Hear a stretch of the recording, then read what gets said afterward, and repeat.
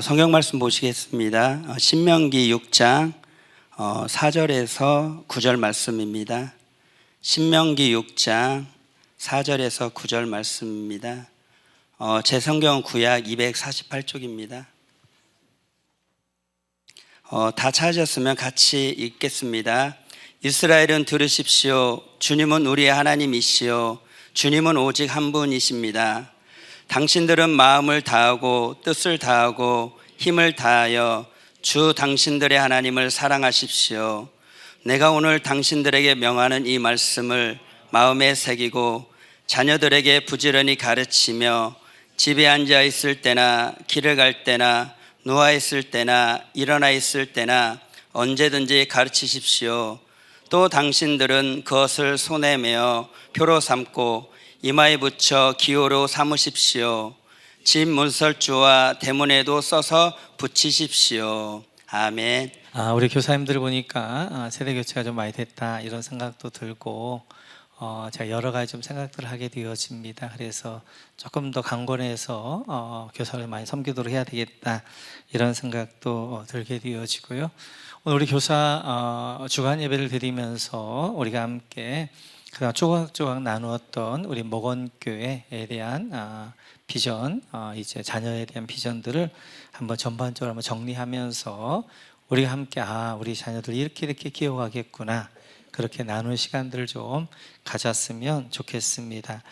우리는 다음 세대를 향한 목표가 있지요. 다음 세대는 에즈마이아처럼 이제 세워가자 하는 것이 우리의 다음 세대를 향한 교회의 목표가 되어집니다. 에즈마이아라는 것은 에스라와 느헤미야의 합성어가 되어지지요. 그래서 이제 포로기 이후에 이제 무너졌던 나라를 세워갔던 네 인물들이 있습니다. 포로 시대 이후에 그 인물들을 중심으로 우리가 정말 이 시대 가운데 이 마지막 때를 세워가는 우리 자녀들로 세워가자 이런 마음에서 물론 이제 우리 이승원 목사님, 이희 사모님이 에즈마의 비전을 함께 나누었고요. 그걸 우리가 가져와서 함께 하고 있는 가운데 있습니다. 근데 저희 교회에서는 이 에즈마야 비전이 다윗 교회보다 훨씬 더 구체적으로 좀 잘 되어져 있는 것 같아요.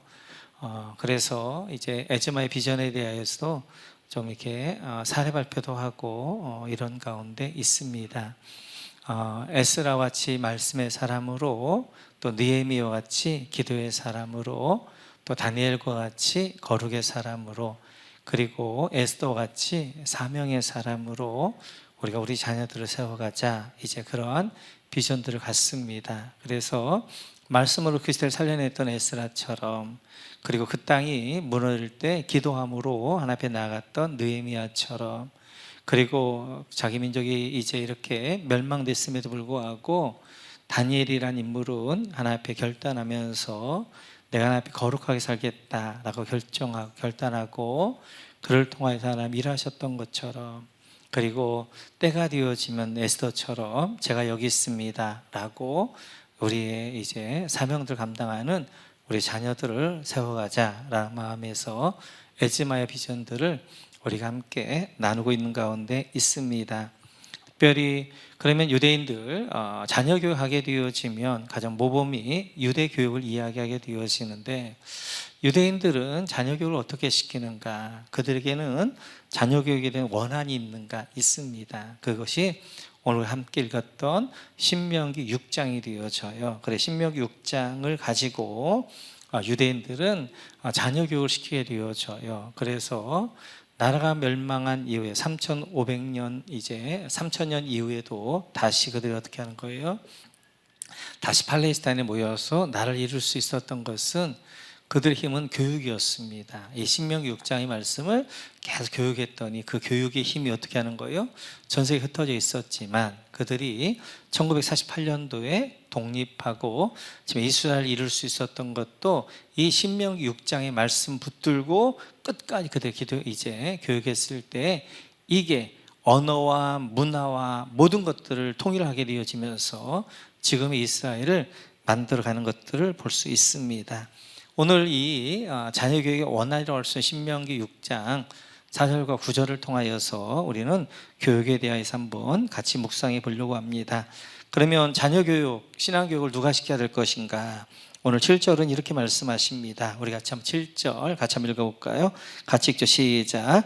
자녀에게 부지런히 가르치며 집에 앉았을 때나 길을 갈 때나 누웠을 때나 일어나 있을 때나 언제든지 가르치십시오. 아멘. 자녀에게 여러분 동그라미 쳐주시고, 그래서 누가 교육의 주체가 되어야 될 것인가?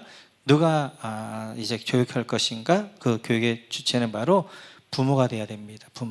부모가 자녀에게 가르치는, 특별히 누가 되어야 하냐면 아버지가 되어야 돼요. 아버지가. 그래서 유대인 교육의 파워는 아버지의 교육입니다. 그래서 이제 저녁 식사를 마치고 나면 온 식구들이, 자녀들이 둘러앉아 토라를 읽게 되어져요. 그때 누가 인도하냐면 아버지가 인도해요. 그래, 토라라는 것은 창세기, 출애굽기, 레위기, 민수기, 신명기 다섯 개를 계속해서 그들은 반복해서 읽습니다. 그러면서 그 말씀 그들 안에 삶이 되도록 하게 되어져요.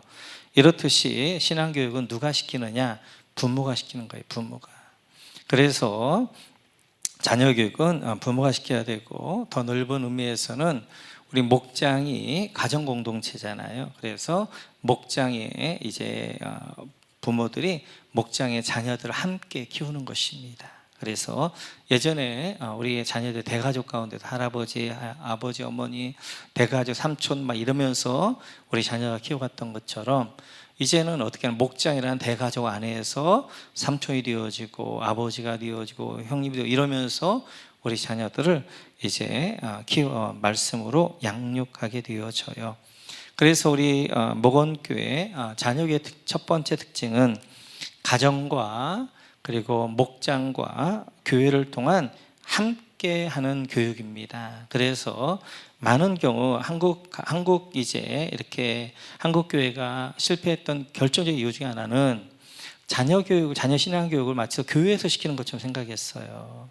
그래서 교회에서 일주일에 한 번 교회만 보내면 자녀 교육, 신앙 교육은 끝이다라고 생각했던 것입니다. 그런데 그게 결정적으로 한국 교회를 이렇게 무너뜨리게 되어지는 계기가 되어집니다. 아닙니다. 자녀 교육은 가정과 교회가 함께 하는 거예요. 함께 하는 것. 훨씬 더 교회는 일주일의 시간 가운데 한두 시간밖에 되지 않잖아요. 나머지 많은 시간들은 가정에서 한단 말이에요. 그냥 가정이 주체가 되어져야 되고, 그 다음에 교회는 그거에 대해서 이제 서포트하는 그런 것이 돼야 되는데, 한국 교회의 좀 잘못은 마치도 교회가 이제 어떤 신앙교회 주체가 되어지고, 가정은 그냥 교회만 한번 보내면 교회에서 다 해결하는 것처럼 아니죠. 한 30분 이제 예배하고 한 30분 말씀 보고, 그걸 우리 자녀들을 할 수가 없어요. 그래서 이제 우리 교회는 가정과 목장과 교회가 함께 우리 자녀들을 양육해 가게 되어집니다. 그래서 특별히 이제 우리는 목장을 통하여서 더불어 함께 우리 자녀들을 양육하게 되어지지요. 그래서 이제 작년 목장 안에도 어떻게 하는 거예요? 어린이 목장이 있게 되어지고, 어린이 목장 안에 이제 목자가 있게 되어지고, 그러면서 그 안에 말씀 나눔, 그 다음에 삶 나눔, 기도들이 있어서 아이들이 이제 나름대로 목장 모임을 하게 되어지지요. 그래서 어린이 목장에 이제 목자가 인도하면서 그렇게 하게 되어집니다. 첫째, 이런 목장을 통하여서 우리 자녀들을 양육해 갈 때 가장 큰 경쟁력은 함께 사는 법을 배우는 거예요. 공동체를. 그래서 앞으로 우리 자녀들이 컸을 때 경쟁력은 누가 함께 사는 법을 잘 아느냐, 누가 함께 공동체 안에서 이제 살 줄 아느냐 하는 것이 경쟁력이 되어집니다. 그래서 요즘은 한둘만 낳다 보니까 너무 우리 아이들이 이기적이 되어지고, 그리고 다른 사람의 배려가 없게 되어지고, 함께를 잘 모르게 되어져요. 그러다 보니까 어느 사회 가서 그 사회 안에 적응을 잘 못하게 되어지고 홀로 되어진 경우들을 많이 보게 되어집니다. 이렇듯이 이제 목장 안에서 계속해서 그들이 어떻게 하는, 함께 공동체 함께하는 법들을 배우면서 그들의 산 교육들을 해나가게 되어져요. 두 번째는 이 목장 안에 주는 유익함들은 리더십과 섬김을 배우게 되어집니다. 그래서 이제 한 5, 6학년이 되어지면 어린 목자가 되어지고요. 어린 목자가 되어지면 이제 동생들 유치원에서 3, 4학년 아이들을 섬기게 되어져요. 그 섬겨가면서 섬김의 리더십들을 배우게 되어지고, 그러면서 이제 아이들이 성장해 가는 것들을 볼 수 있습니다.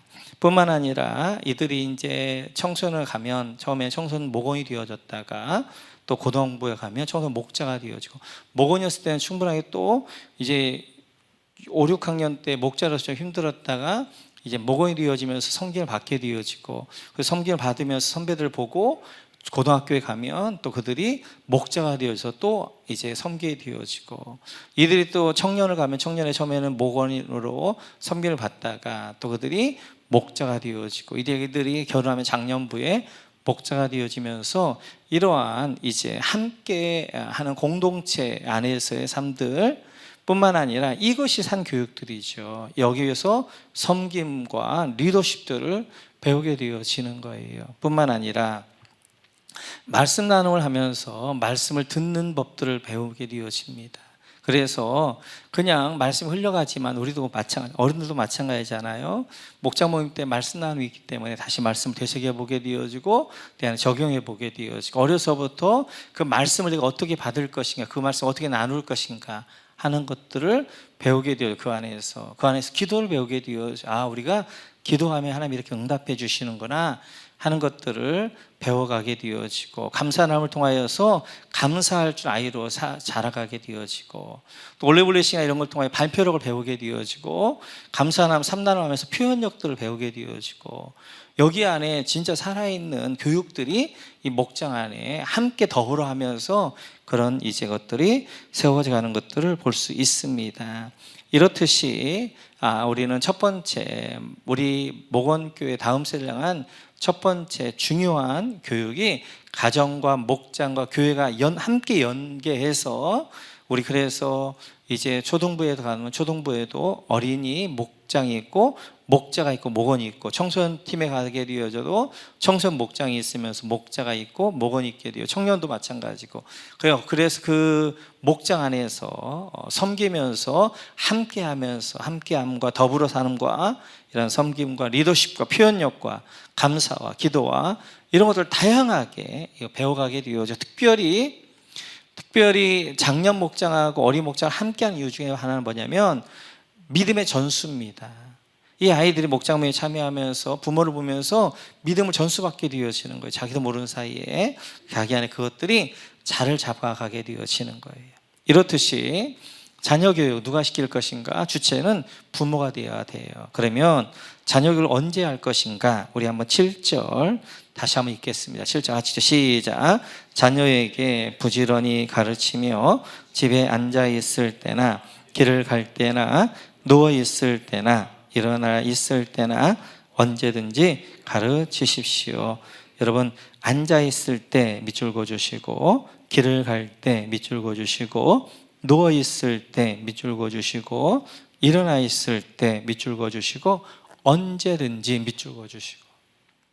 교육은 앉아 있을 때나 길을 갈 때나 누워 있을 때나 일어날 때나 언제든지 하는 거예요. 언제든지. 그러니까 교육은 딱, 지금부터 말씀 교육한다, 지금부터 성경 공부한다, 다 성경 공부, 그 시간이 교육이 아니라 삶의 교육인 거지. 삶의 교육. 그래서 우리 자녀들은 부모의 말을 듣고 이제 배우는 것이 아니라 보고 배우는 거예요. 뒷모습을 보면서 배우는 거예요. 기도하는 한나를 보면서 내가 결단코 이제 기도를 쉬운 죄를 범치 않겠다고 결단하는 사무엘 같은 기도하는 아들이 나오는 거예요. 그 사무엘이 자기 어머니의 기도를 보면서 기도를 배우게 되어지는 거예요. 마찬가지예요. 신앙도 어떻게 하는 거예요? 자녀가 부모를 보면서 신앙을 배워가게 되어지는 거예요. 특별히 부모의 말이 너 이렇게 해라 저렇게 해라 아니라 부모의 삶을 보면서 그 뒷모습을 보면서 아이들이 그 뒤를 따라가게 되어지는 거예요. 그래서 이제 자녀 교육은 언제 하는가? 언제든지입니다. 언제든지. 때와 이제 그런 것이 없이 항상이에요. 항상. 삶으로 자녀들을 신앙교육을 시키는 거예요. 성경 공부, 성경만 가르치는 것 신앙교육이 아니라 부모의 삶을 통하여서 특별히 이제 말씀에 순종하려고 하는 그 삶.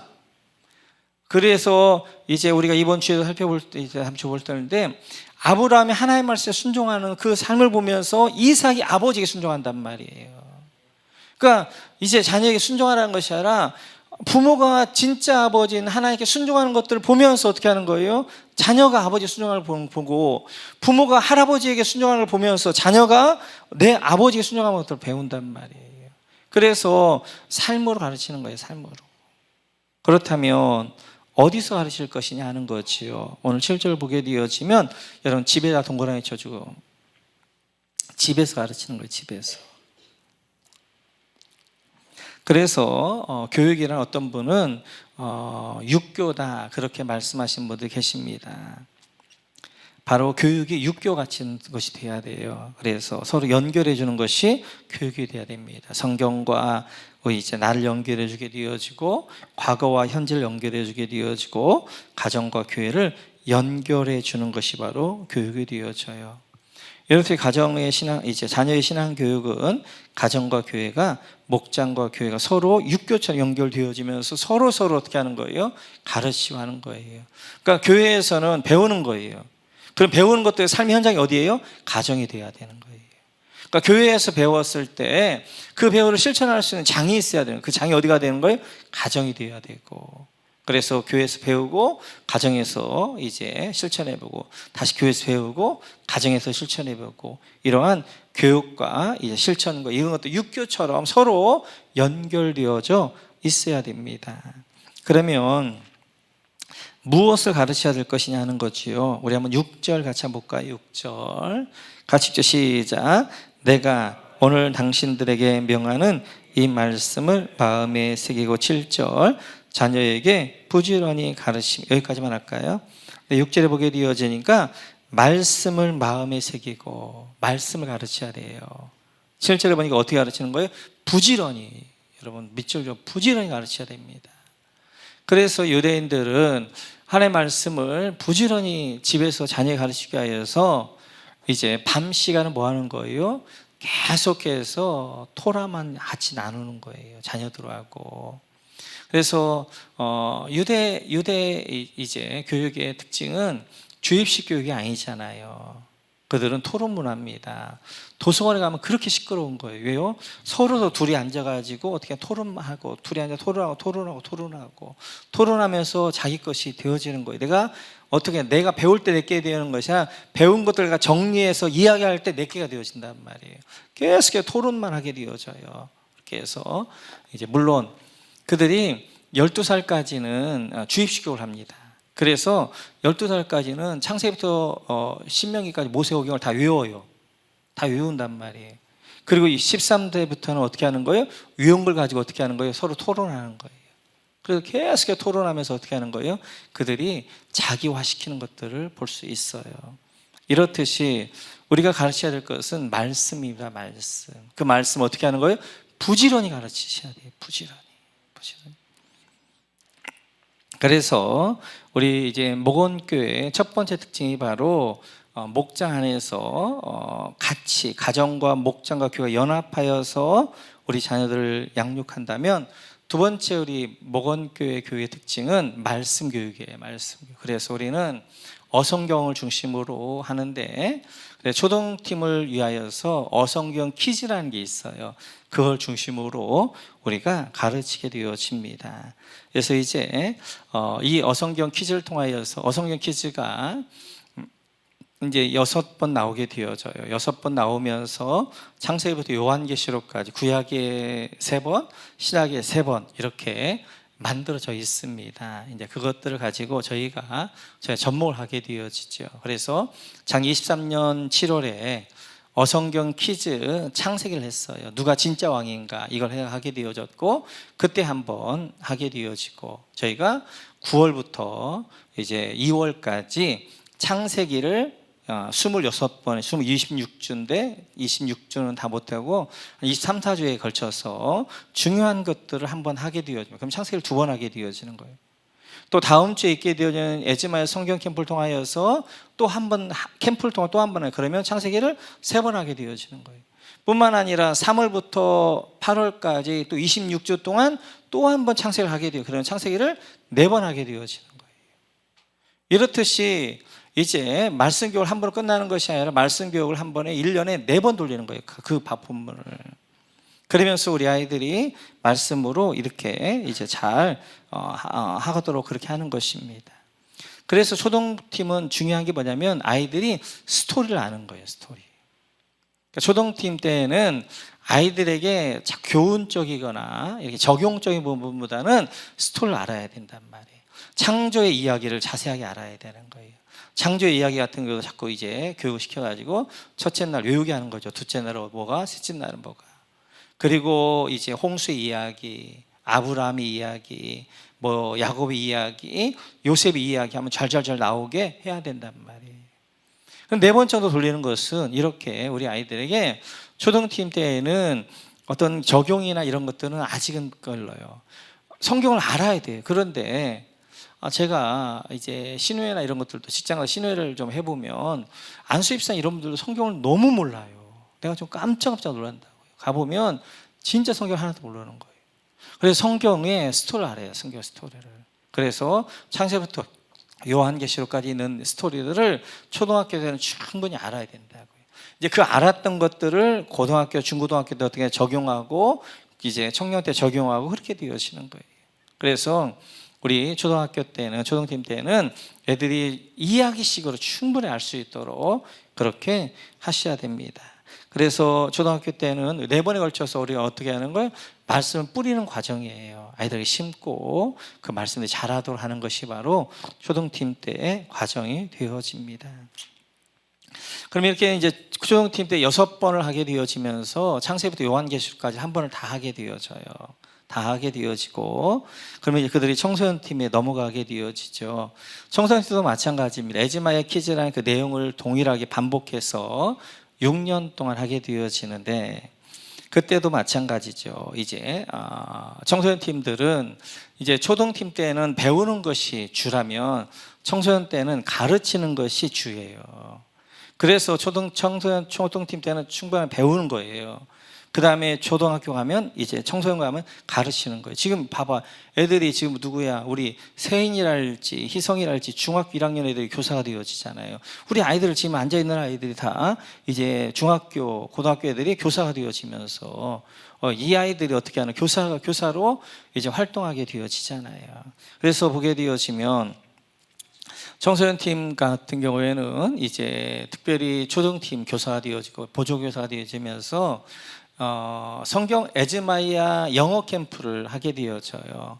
영어 캠프를 통하여서는 그들이 이제 우리 초등팀도 마찬가지입니다. 캠프가 3가지가 있어요. 첫째는 영어 캠프가 있게 되어지고 에즈마야 성경 캠프가 있게 되어지고 에즈마야 성경 캠프가 있게 되어지고 에즈마야 영어 캠프는 영어로 해요.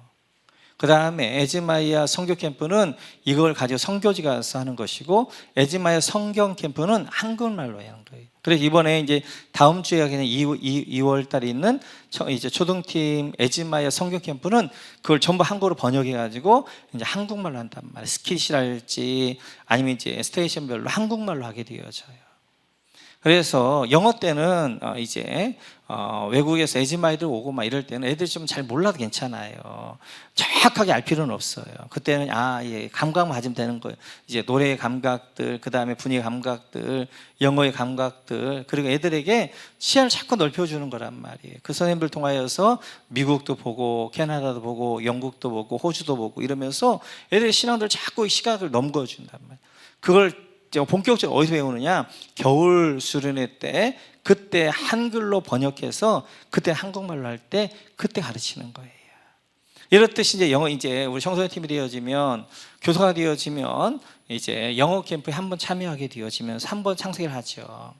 청소년 팀도 마찬가지입니다. 9월부터 2월까지 매 주일마다 창세기를 하게 되어져 한 번 더 하게 되어지고 이들이 또 뭐 하는 거예요? 교사가 되어져 가지고 또 이제 에즈마야 그 다음에 성교 캠프를 가게 되어져요. 성교 캠프에서 한 번 더 하게 되어지고 그 다음에 이제 주일학교 에즈마이아 이제 성경 캠프가 2월에 있는데 그때 참여해서 한 번 더 하게 되어지고, 또 3월부터 8월까지 26개월 한 번 더 하게 되어 5번 하게 되어져요. 특별히 초등학교 때는 이제 충분하게 성경 스토리를 배웠다면 이들이 이제는 중학교, 고등학교 되면 교사가 되면 내가 가르치면서 뭐가 되는 거예요? 자기화 시키는 거예요. 내 거 시키는 거예요. 그렇게 하면서 이제 우리 아이들을 키워가게 되어져서 바로 에즈마이아 교육의 꽃은 청소년 팀입니다. 청소년 팀 때 우리 아이들이 꽃을 피워야 돼요. 그래서 이제 이 아이들이 자라게 되어지면 청년팀을 가게 되어지고, 청년팀을 가면 이제 좀 더 넓어지죠. 그래서 삶공부, 이제 작년과 함께 삶공부에 참여, 생명의 삶, 새로운 삶, 경건의 삶, 특별히 말씀의 삶을 어성경을 구약과 신약을 통하여서 하게 되어지고, 가능하다면 이제 청소년팀 오늘 이제 제가 좀 저희는 코로나를 거치면서 조금 청소년하고 청년이 조금 약화되어졌어. 이때 조금 공백 기간이 있어요. 몇 년, 한 2, 3년 정도 공백 기간이 있습니다. 그래서 지금 이제 다시 이제 세워가고 있는데, 청년들이 많이 교사로 투입되어지고 이러면서 이제 애들이 가르치고 섬기고 이걸 해야 되고, 청년들을 좀 활성화했으면 어성경의 강사를 좀 훈련시켜 가지고 청년 때 하셔야 됩니다. 우리 강사를. 그러니까 이제 어성경의 강사가 된다는 것은 가르치는 것도 되지만 사실은 그때 뭐 하는 거예요? 진짜 성경을 배우는 거예요. 그래 청년 때, 그래서 어성경의 강사가 빨리 하면 빨리 할수록 좋아요. 나는 가르치지 않아도 괜찮아요. 어성경의 강사 코스를 6개월을 하면 이제 굉장히 성경을 정확하게 배우게 되어지는 거예요. 이제 완전히 흐름을 가지고 내가 가르칠 정도가 되어지니까 진짜 내 거가 되어지는 거예요. 그래서 내가 가르치는 것보다 훨씬 더 중요한 것이 성경을 내가 잘 배우게 되어지는 거예요. 그래서 우리 이제 여기 있는 교사님들, 우리 청년들 특별히, 그래서 어성경 같은 경우는 이제 젊어서 하면 좋을 수, 빨리 하면 빨리 할 수, 그러면 성경이 확 열려요. 어성경 강사를 하게 되어지면 설교도 달라지게 되어지고, 그래서 청년들을 좀 많이 강사로 이제 하면서 아이들을 이제 이렇게 세워가는 그런 시간들을 갖게 되어질 것입니다. 이러면서 이제 이렇게 조등팀과 청소년팀과 청년팀으로 이으면서 목장과 어성경, 목장과 공동체와 말씀이라는 두 가지를 가지고 우리 아이들을 양육해 가게 되어져요. 여기에 이제 부모들 어떻게 하냐, 자꾸 넣어야 되는 거예요. 그래서 가능하다면 그래 특별 프로그램으로 이제 에즈마이아 성교 캠프 이런 것들이 있잖아요. 거기로 한 번 이상 보내야 돼요. 자꾸 보내야 돼요. 보내면 이 아이들이 가서 2주간만 하는 게 아니라 6개월을 준비한단 말이에요. 9월에 이제 모집을 해서 9월부터 1월까지 어떻게 하는 거예요? 매주마다 모여서 기도하고 말씀 배우고, 그러면서 애들이 교회를 즐거워해요. 예수 믿는 걸 재밌어해요. 그리고 아웃사이드에 있던 애들이 인사이드가 되어지면서 안으로 쑥 들어오게 되어지고, 그 아이들이 어떻게 하는 거예요? 갔다 와서 우리 중고등부에 주축들이 되어지고 청년 주축들이 되어지고, 그렇게 되어지는 것들이 그 징검다리가 에즈마이아 성교 캠프 같은 것들이 되어져요. 이런 캠프가 없어요. 이런 선교대회가 선교가 없어요. 여기만 한번 보내시면 애들이 굉장히 교회에 오는 것들을 즐거워하게 되어지고 그렇게 활기차게 신앙생활을 합니다.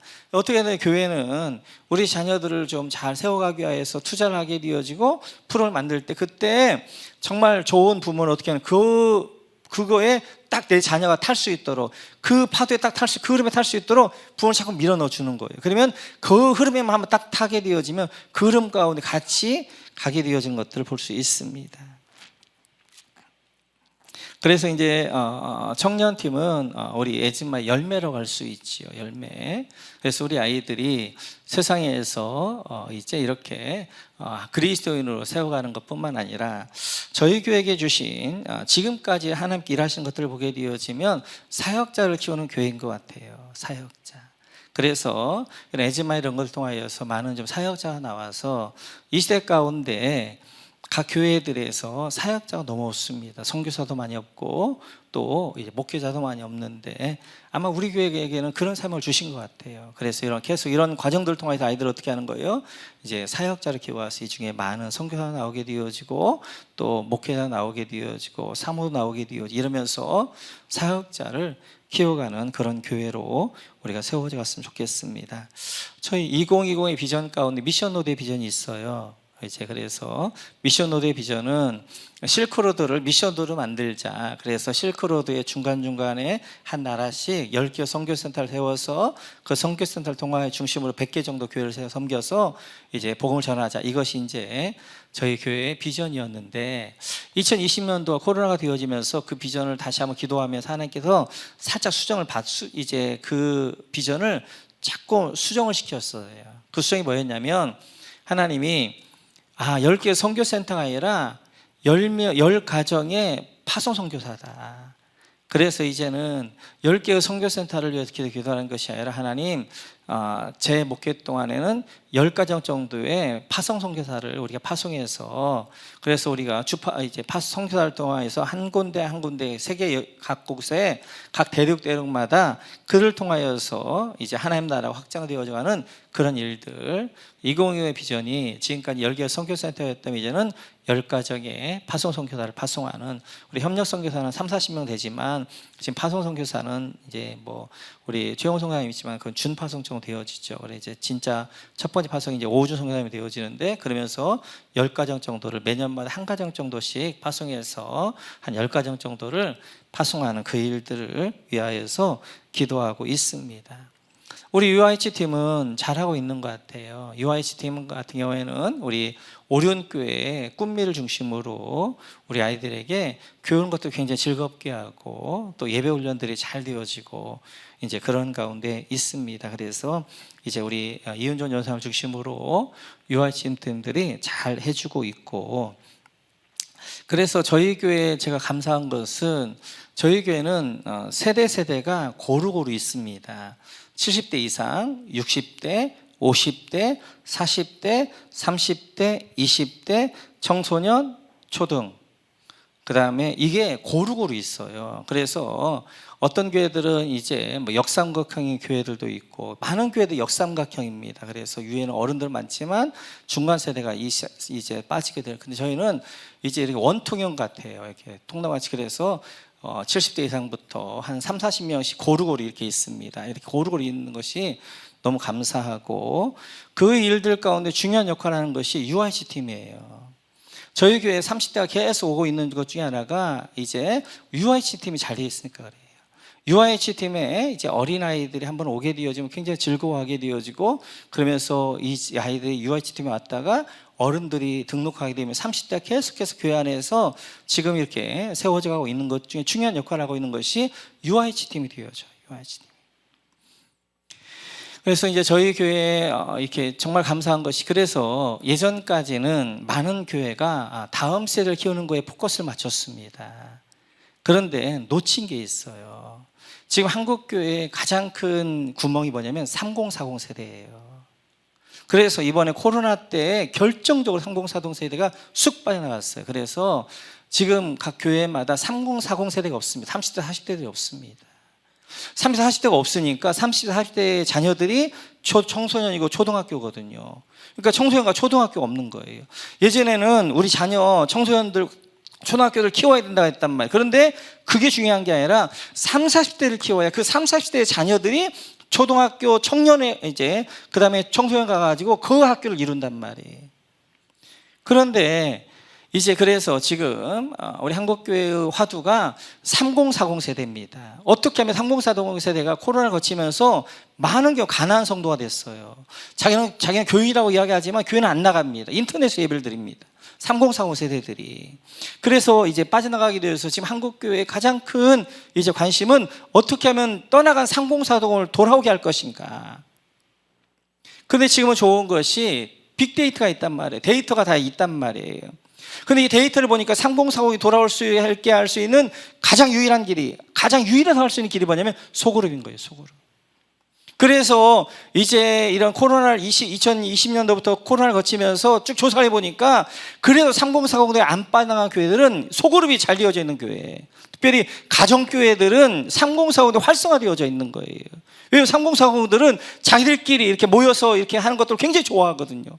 그럼 거기 안에 자기가 어떻게 하는 거예요? 그 안에서 자기의 자기가 어떤 이제 이제 주체성도 느끼게 되어지고 그러면서 그런 것들을 보게 돼요. 그래서 지금 한국교회가 3040을 살려야 된다 그러면서 소그룹 다시 이제 활성화시키는 걸로 가고 있는데 저희 교회는 가정교회를 통해서 소그룹이 활성화가 되어져 있다 보니까 그런 부분들이 잘 안 무너지고 잘 세워졌던 것이 감사한 일입니다. 이렇듯이 교회가 이제 이렇게 이제 두 가지, 하나는 목장이라는 공동체를 통하여서, 하나는 말씀이라는 걸 통하여서 함께 교회가 세워져 가니까 우리가 이런 부분들을 함께 나눠 갔으면 좋겠습니다.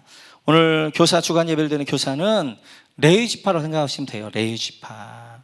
구약의 레위 지파들은 어떻게 하는 거예요? 말씀 연구 열심히 해가지고 말씀을 가르치는 것이 레위 지파였단 말이에요. 교사가 해야 되는 중요한, 물론 우리는 목장을 하기 때문에 목장에서 이제 목장 이렇게 해주는 부분도 있지만 교사의 가장 중요한 일은 먼저 말씀 선생님이 되어지는 거예요. 그래서 여러분들 가운데 어성경 강사를 좀 많이 하세요. 그래서 가셔서 교육을 좀 받으시면 정말 좋습니다. 여러분 신앙이 좋고 평생 우리가 성경을 교과서로 가지고 살아야 되는데 일찌감 일찌할수록 좋아요. 그러면 성경 열리게 되어지니까.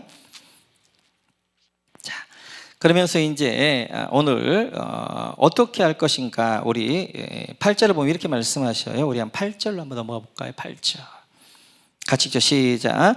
또 당신들은 그것을 손에 메어 표로 삼고 이마에 붙여 기호로 삼으십시오. 손에 메어 표 밑줄 그어주시고 이마에 붙여 기호 밑줄 그어주시고.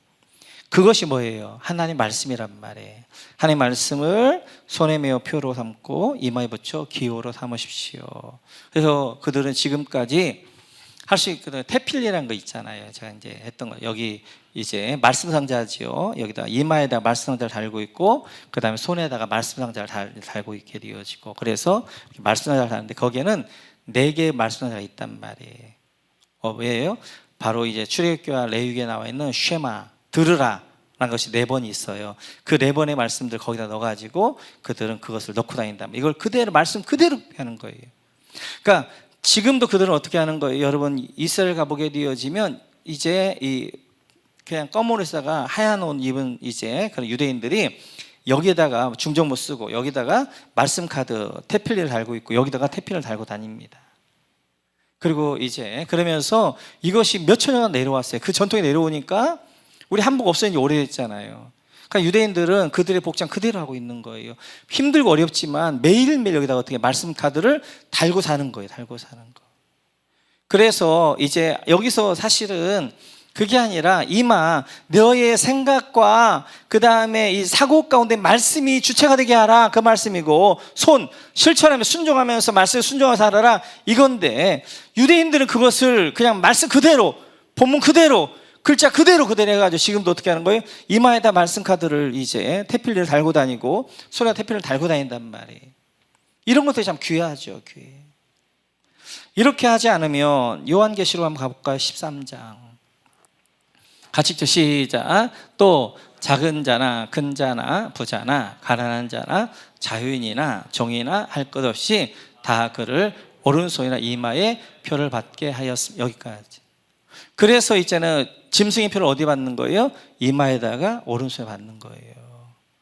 그러기 전에 뭐 해야 되는 거예요? 말씀의 표를 심어버려야 된단 말이에요. 이 이마에다 말씀의 표를 심어 태필을 심게 되어지고 이 오른손에 손에다가 말씀의 표를 심어야 마지막 때 이 자녀들이 짐승의 표를 안 받는단 말이에요. 666을 안 받는단 말이에요. 짐승의 표를 안 받는단 말이에요. 그래서 어려서부터 어떻게 하는 말씀으로 그들의 머리에 심어 이마에 심어가지고 그들이 어떻게 하는 거예요? 말씀이 그들의 표가 되어지게 하고 말씀의 사고와 말씀의 생각 가운데 살게 하고 그들의 손을 가운데 말씀을 들게 하고, 그럴 때 그들이 짐승의 표 666을 거부하게 된단 말이에요. 그렇지 않으면 지금 우리 자녀들에게 이마에 말씀을 새기지 않고 손에 말씀을 새기지 않으면 나중에 그들의 이마와 손에 짐승의 표 666이 새겨진단 말이에요. 그래서 무엇보다도 말씀으로 우리 자녀들을 이마에 새겨야 되고 오른손에 새겨야 됩니다. 그래서 이 마지막 때에 짐승의 표를 이마하고 오른손에 표를 받지 않도록 해야 되는 거예요. 우리 교사님들, 우리 모든 이제 교성들이 다 교사가 되어지는 거예요. 그래서 교사는 우리 선생님들이 앞장서 있지만, 그러나 가정과 목장과 교회가 함께 우리 자녀들을 양육해 가서 첫 번째 목장을 통하여서 우리 아이들 공동체 안에서 삶으로 그들이 배워갈 뿐만 아니라 두 번째 말씀을 통한 이 아이들이 말씀으로 자라가서 이제 에즈마이로 자라가는 우리 목원교회 다 되어지고 이런 비전들을 가지고 이런 그림을 가지고 함께 이뤄가서 우리 교회 안에서 많은 자녀들이 마지막 때에 에스라와 같은 말씀의 사람이, 느헤미야 같은 기도의 사람이, 그리고 다니엘과 같은 거룩의 사람이, 그리고 에스더 같은 사명의 사람들이 일어나기를 주님의 이름으로 축원합니다. 마지막으로 우리 교사님들 부탁하고 싶은 것은 성령 충만입니다. 여러분의 지식과 여러분의 생각으로 아이를 가르치면 안 되는 것이고, 적어도 주일 아이를 가르치기 전에 30분은 기도하셔야 돼요. 하나님, 오늘도 성령 충만함으로 우리 아이들 가게 하여 주십시오. 우리 아이들 있을 때, 저도 목사도 마찬가지입니다. 제가 여기서 설교를 하지만 사실은 말이 흘러가는 게 아니라 제 영성이 흘러가는 시간이에요. 교사님도 마찬가지예요. 아이들 앞에 섰는데 아이들에게 여러분의 이 말이 흘러가는 것이 아니라 여러분의 영이 흘러가는 거란 말이에요. 성령 충만한 영이 올라가서 어떻게 하는 거예요? 우리 아이들을 치유하고 회복하게 되어주고 깨끗게 해야 되고 그렇게 해야 되는 거예요. 그래서 어찌하든지 매일매일 성령 충만을 받으셔야 되고, 특별히 교사 아이들 앞에 쓰기 전에는 성령 충만을 간구하고 그리고 쓰셔야 돼요. 그래서 우리 안에 더러운 영, 그 다음에 이제 악한 영, 이런 것들이 흘러가는 것이 아니라 거룩한 영이, 그리고 성결한 영이, 하나님의 성령님이 우리 아이들 흘러갈 수 있도록 하셔야 됩니다.